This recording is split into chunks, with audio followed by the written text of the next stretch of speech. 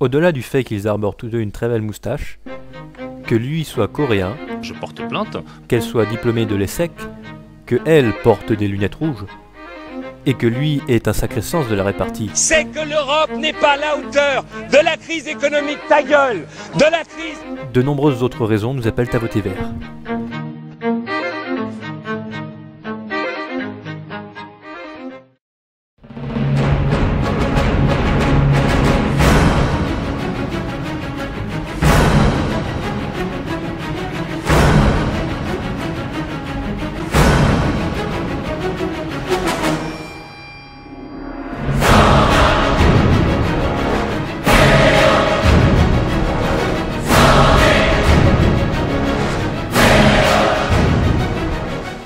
Non, cette vidéo n'est pas là pour vous rappeler combien la transition énergétique, écologique est importante, urgente.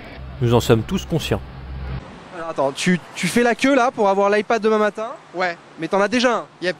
La transition écologique, cette nécessité que nos voisins européens et mondiaux ont bien compris, est pourtant un débat occulté au cours de cette campagne électorale, les autres candidats lui préférant des sujets autrement plus importants. Inscription de la règle d'or dans la Constitution. J'ai dit que ça serait par une augmentation de cotisation. On peut être contre. À l'issue d'une rencontre avec le Premier ministre espagnol, le président français a martelé ses objectifs, réduire les déficits et favoriser la compétitivité. Règle d'or, compétitivité. Quand on sait que tout cela pèsera sur le pouvoir d'achat par des baisses de salaire, des hausses de TVA ou une flexibilisation du marché du travail, il serait plus judicieux de suivre la même voie que les Verts, à savoir l'innovation, la relance verte, une sorte de New Deal du XXIe siècle centré sur l'écologie.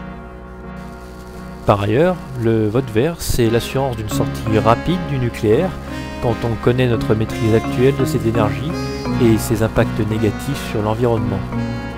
Dans le domaine économique, les Verts n'oublient pas la responsabilité des banques dans la crise financière de 2008. La taxe sur les transactions financières, c'est finalement l'impôt qui est le moins douloureux pour l'économie européenne.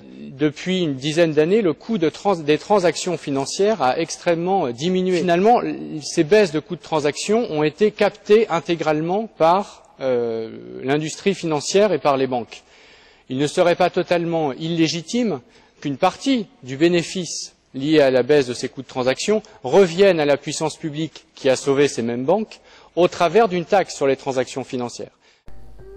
Donc si nous récapitulons les quelques arguments présentés ici, le vote vert se justifie par la nécessaire transition écologique de notre économie et notre société, une transition écologique initiée par l'État qui mettra l'accent sur l'innovation, ce qui permettra à court terme et à long terme la reprise de la croissance et la résorption du chômage.